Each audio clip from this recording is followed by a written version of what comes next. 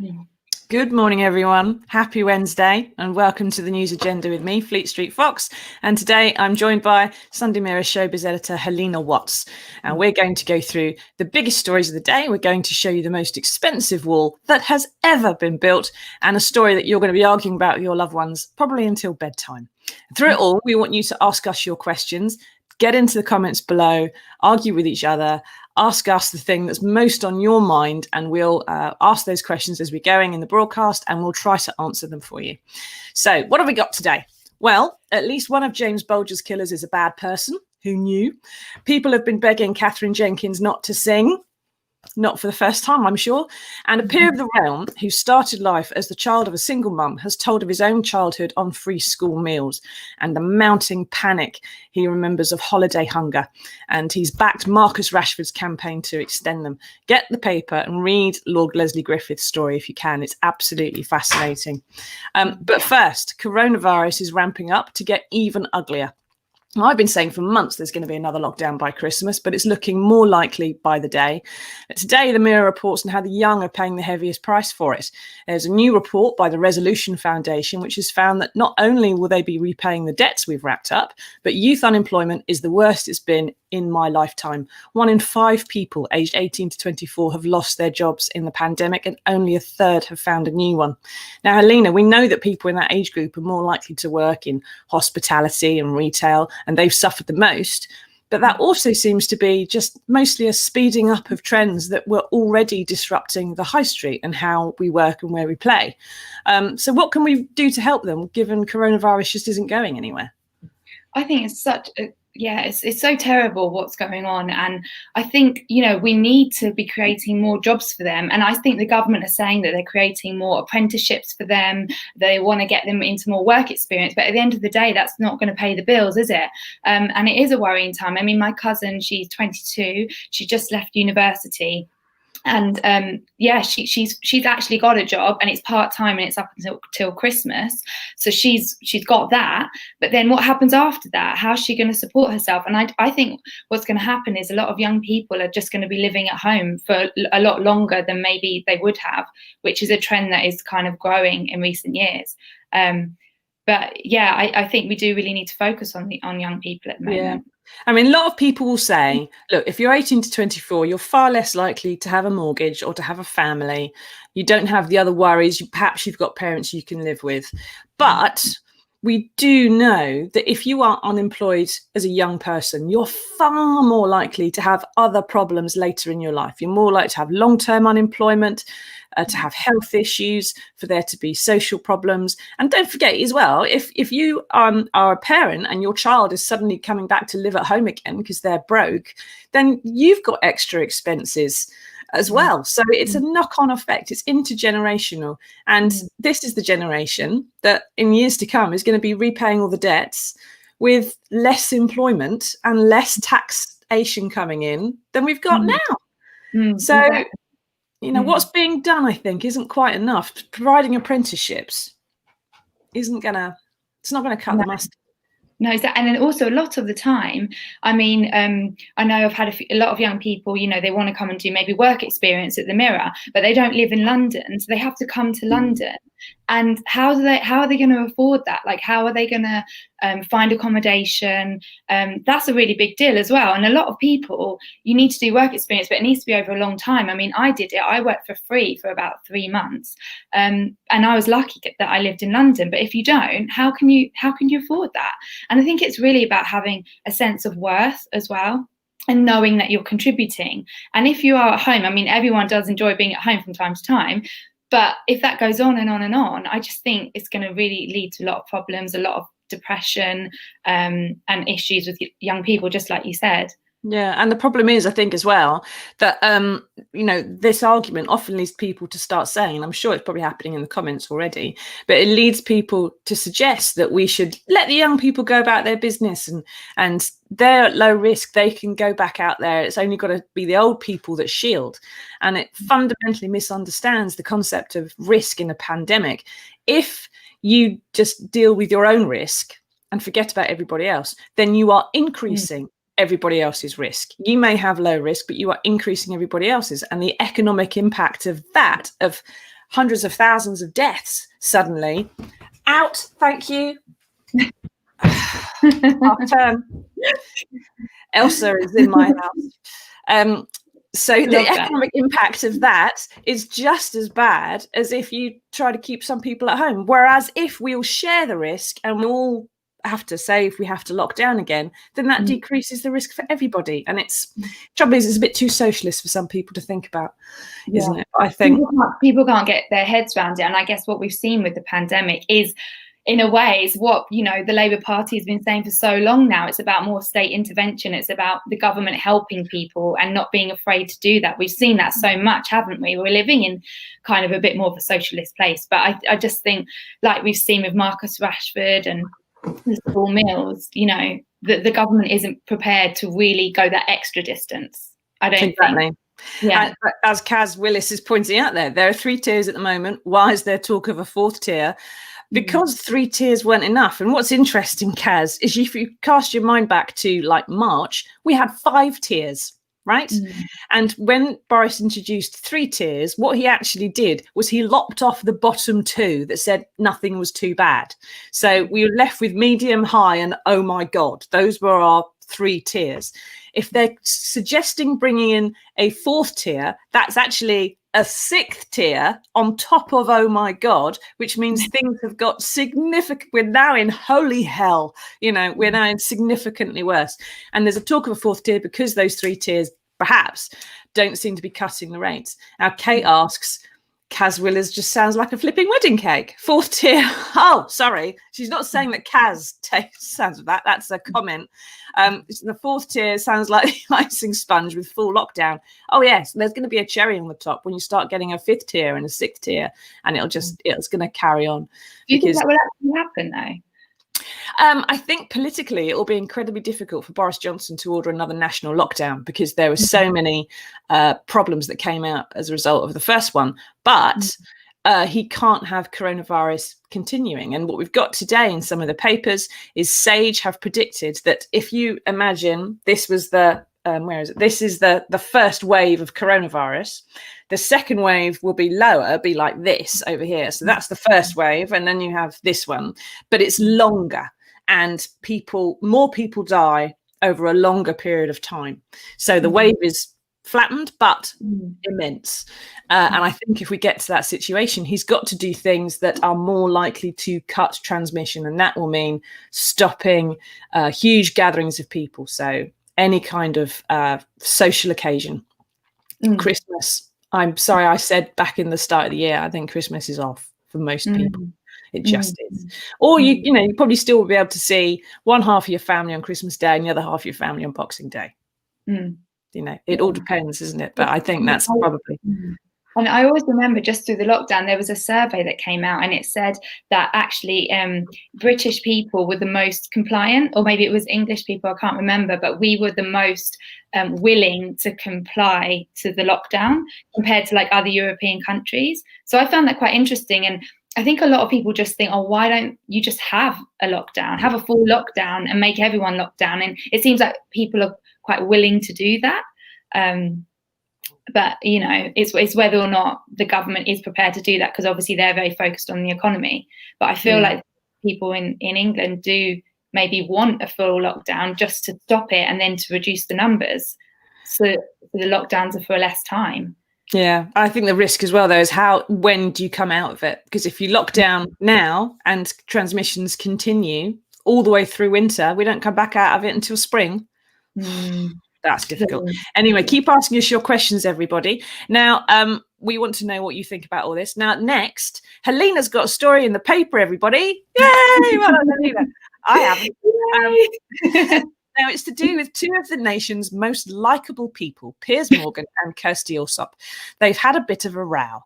And, of course, it was on Twitter, which is where the only place people argue these days. So what's happened, Halina? Why do we care? Okay, so in March they had this big row, and Kirstie had been caught going to her second home, and Piers then said, and then basically she'd said, "Oh, I'm getting lots of trolls about this story. I'm really sad. Like I've had a lot of trolling." And Piers was like, "Well, why are you moaning? Like you're rich, you're privileged, and you're isolating in a lavish country home with your family. Maybe stop making the crisis about your struggle with trolls and direct your energy into rallying support for NHS workers risking their lives for us all in very dangerous circumstances." And then she went mad and said, "You total B." I don't know if I can say the word on here. We're not allowed. That's the one rule I've been told. I thought that. She said, "There was no need to retweet that to your millions of followers. It was totally unnecessary and an unkind thing to do. You're no better than this." Oh, okay. Well, yeah. Yeah, then scum media is what she's saying. And anyway, so I interviewed Piers last week, and he told me that she had actually called a few ITV bosses. Well, not ITV. It was a few different bosses, and she said, "I need an apology. This is ridiculous. He can't treat me like this." And he was just like, "I'm totally able to have my opinion on this, and I'm definitely not going to apologize." So I just think it's really interesting. And then yesterday I went to Kirstie to see if she wanted to comment as well. And then she came back and said, "Oh, does Piers not have any more interesting people to write? And why is he using my name to plug his book as he has a new book out?" Yeah. It's all very funny. Yeah, he has three. So it's all ramping up this argument. But it was interesting, and not that I'm going to side with any of them, but I do think Piers is allowed to have his opinion. And she was a public figure, and she was on Twitter a lot talking about the pandemic, and she was caught going to her second home. I do a kind of yeah. There's a few issues in this, isn't there? I mean, first off, this was happening at the end of March, which was about 3 days after we fully locked down, and things were the attitude, the ideas, the sort of the sense of collective sacrifice was much greater then. So the fact that Kirstie went down to a second home in Devon would have caused far more sort of irate response, especially on social media, than it would have done if it happened now, for example. But also, there was also this thing, wasn't there, that you would stand on your doorstep and check if your neighbours were clapping in the way that they ought to be doing for the NHS. And so Piers is talking. Elsa, would you mind? This is the third time. No biscuits for you. She's not actually called Elsa. She's just dressed as Elsa, everybody. Oh, I love her appearances. It's funny. She's not getting paid. It reminds me of that time. Do you remember they were on Channel 4 News or something, and someone really serious was talking, and then his kid came in? It was very funny. Luckily, it's not quite as bad as that. But they've also this thing that you must defend the NHS, and so Piers made it about the NHS when it was nothing to do with that. It was about Kirstie and her home, and she's right in the sense that he has got a book to plug. That's why you were interviewing him. And it just sounds to me, because she denies that any such phone call took place, and it just sounds to me like perhaps something that ITV bosses who love all their talent saw this row going on, and someone took it upon themselves to ring Piers and say, "Shut up, stop winding people up on Twitter." And he assumed it came from Kirstie, and perhaps maybe it didn't. What do we think? Is that possible? Maybe. Yeah, that is definitely plausible. That could definitely have happened. I did it, and obviously he has his book to plug, but it's not like he had her name on a piece of paper and was like, "Right, I'm going to talk about Kirstie." I think I probably asked him about it, and we also spoke about Donald Trump, because he had a phone call with Donald Trump this week. And we spoke about David Walliams. I mean, he's got so many feuds, hasn't he? Yeah, I quite like that he doesn't care, and it makes showbiz a bit entertaining these days, because sometimes it can be a bit boring. Said the showbiz editor for the Sunday Mirror. Well, I mean, like, there's no parties, there's nothing really going on that much. So for him to raise his head above the parapet and speak out and talk about all his feuds, I find it quite entertaining. Yeah, and thank you, celebrities, for putting your rows on Twitter rather than making us have to sort of really dig even worse for them than we used to in ways that you didn't like. Yeah. So keep on asking us your questions, everybody. Now, we want to get on to showing you the picture of the day. Now, this is the Mirror's US editor, Chris Buckton, who is in a border town called Laredo in the southern states, which is just across the border from Mexico. And there is Mr. Trump's border wall, the famous wall he said that he was going to build in 2016. Now, Halina, I hope you haven't read this story too deeply yet, because I'm going to ask you a question about it. How much wool do you think $9 billion will get you? $9 billion. $9 billion. I reckon half. Half Of the wall must be half of the wall. You'd think so, wouldn't you? But no, it's bought them 5 miles. That bit that Chris is standing in front of is about, 1/10 of the actual border wall. And the total border is several thousand miles over mountains, through rivers and everything else. That's 5 miles. And they should put Dido Harding in charge of the wall and they'd do a better job, frankly.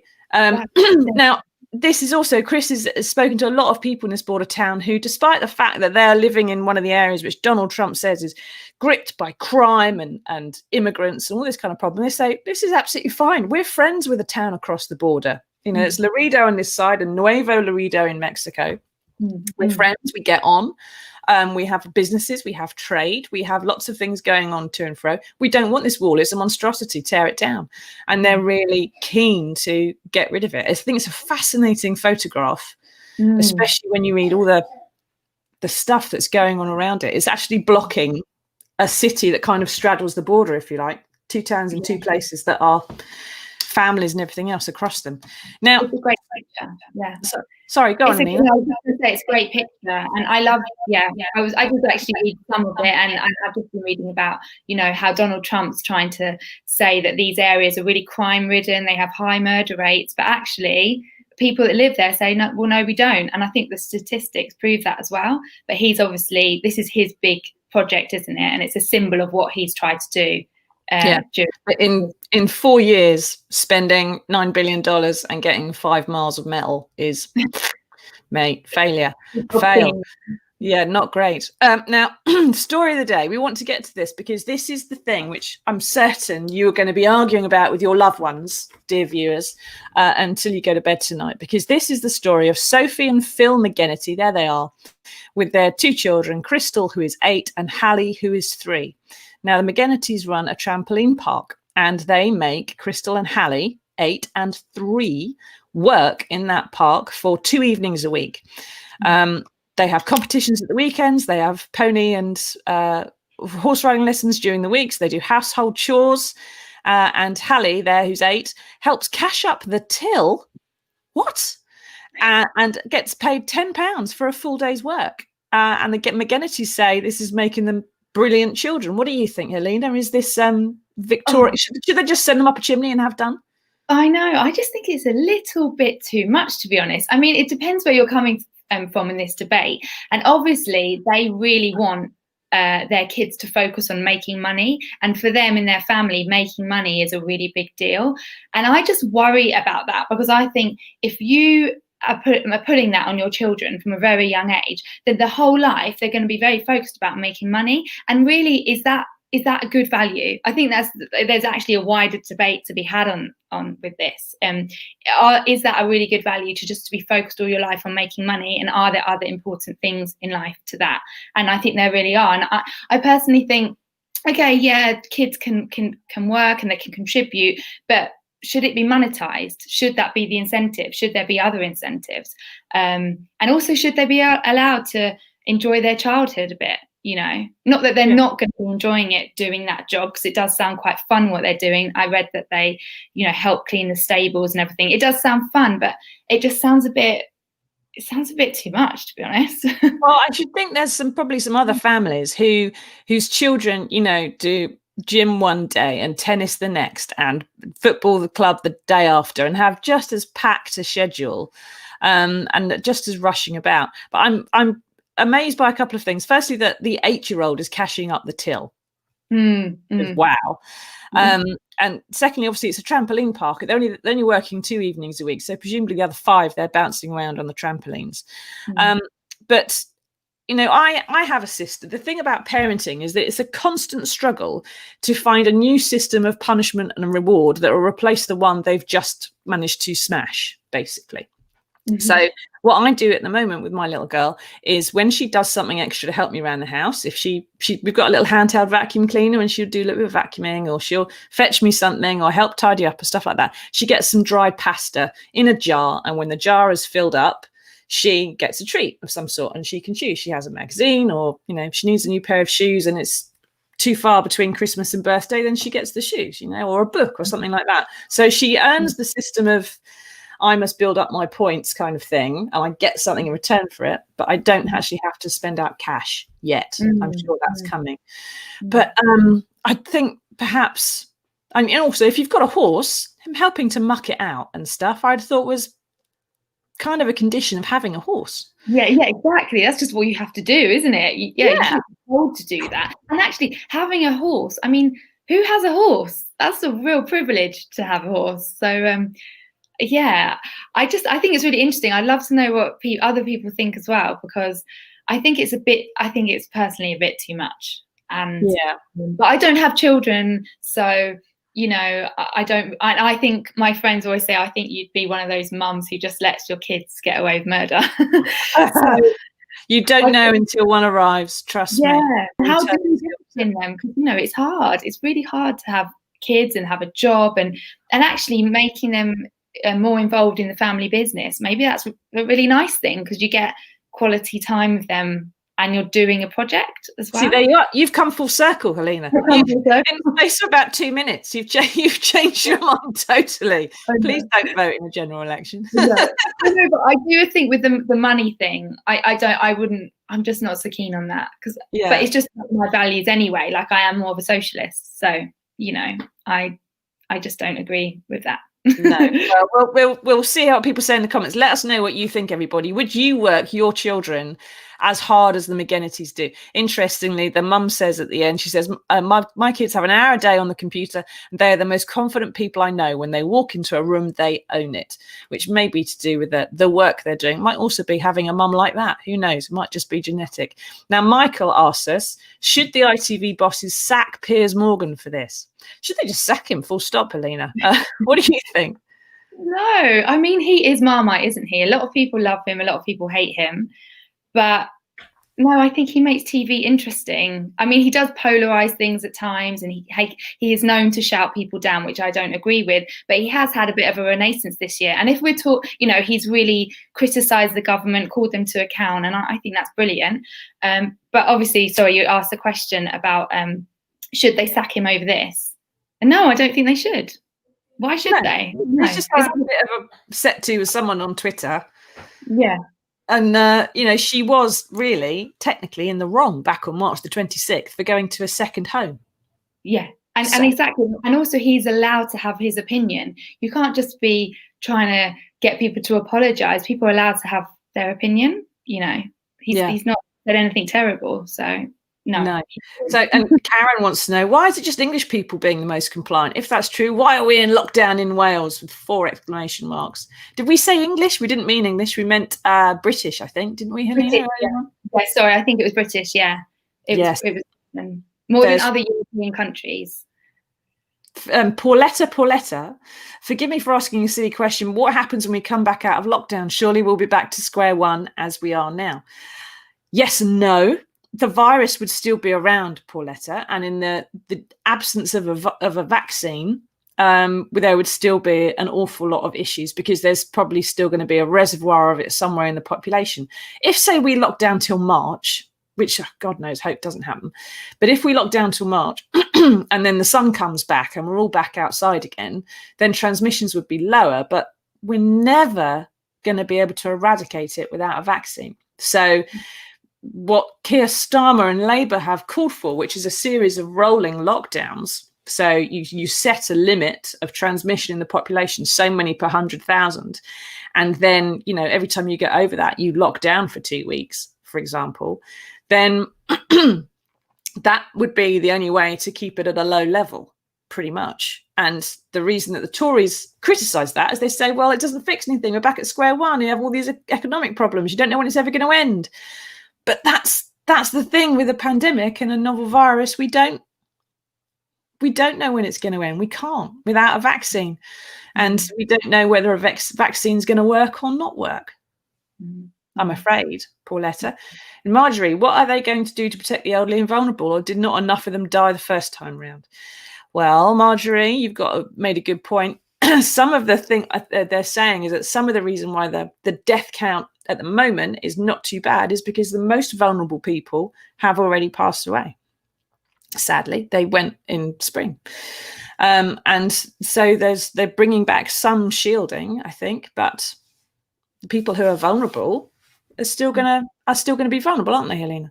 And I think also what's so sad is of people who are in care homes and who have been ill. And, you know, the care home crisis is terrible. And older people, like people who are in them, they can only see their loved ones for 30 minutes once a week outside. And I know that because my sister her mum is in a care home, and this has been going on since February. And obviously it's getting colder now, and it's just been so awful for her. You can't see someone who's frail outside in bitter winter weather for half an hour. It's not going to.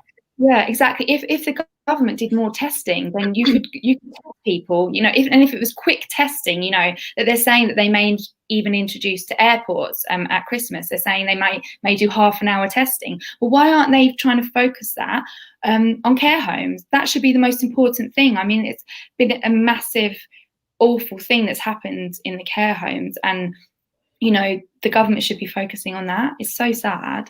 Yeah, it's this constant weighing up, isn't it, the balance between people and business and the effect they both have on each other. If too many people die, businesses are going to suffer anyway. If businesses collapse, then people are going to suffer anyway. And trying to walk the line between the two is absolutely very difficult, if not impossible. I'm not sure how anyone would do that particularly well, but I'm sure they could all do it better than Dido Harding and Boris Johnson. Anyway, thank you, Halina, for coming and explaining showbiz to us and for discussing today's news agenda. Thank you, viewers, for popping in.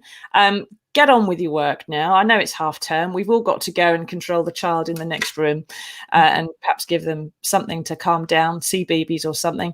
And we'll see you next Monday for some more of the news agenda explained. Thanks, everyone. Bye.